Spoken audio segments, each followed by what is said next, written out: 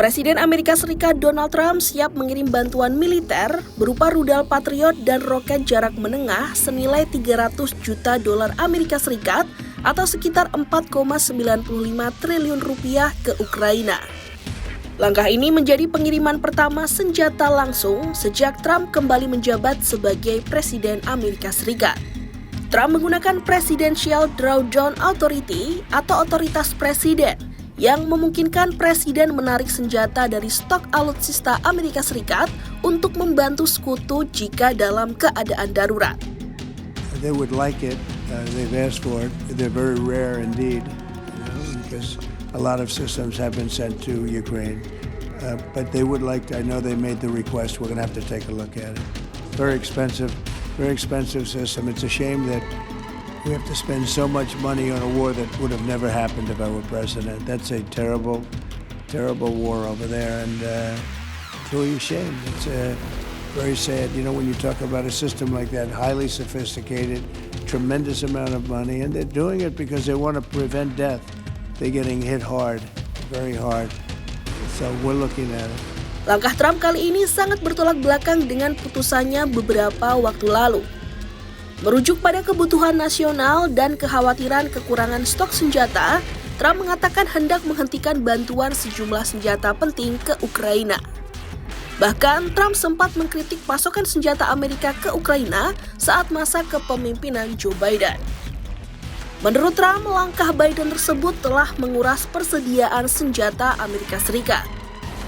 And that's too bad. This is Biden. This isn't me. This is Biden's war. It wouldn't have happened if I were president. It wouldn't have happened. So, you know, I in one way I hate to get too involved because it's Biden's war. And I got stuck in the middle of it, just like I did with immigration and a lot of other things that they screwed up. Namun pada Selasa 8 Juli 2025, Trump berjanji akan mengirim lebih banyak senjata ke Ukraina untuk membantu mempertahankan diri dari Rusia.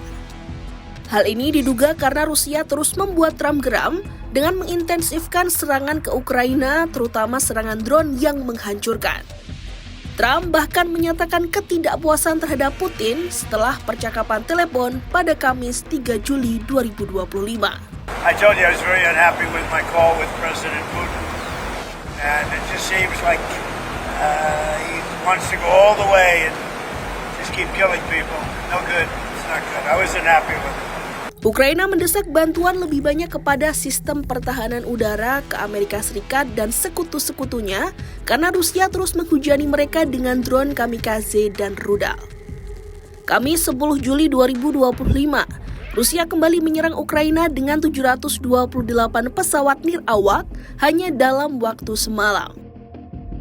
Presiden Ukraina Volodymyr Zelensky menyatakan siap bekerja sama dengan Eropa untuk membeli paket pertahanan Amerika Serikat dalam jumlah besar. Ukraina bahkan mengaku sudah mencapai kesepakatan dengan Jerman agar Berlin membeli 2 rudal Patriot. Ukraina kini tidak hanya menghadapi kurangnya jumlah senjata, namun juga rekonstruksi wilayah yang diduga akan menelan biaya fantastis. Hal ini karena hampir 66% wilayah di Ukraina mengalami kerusakan usai diserang oleh Rusia.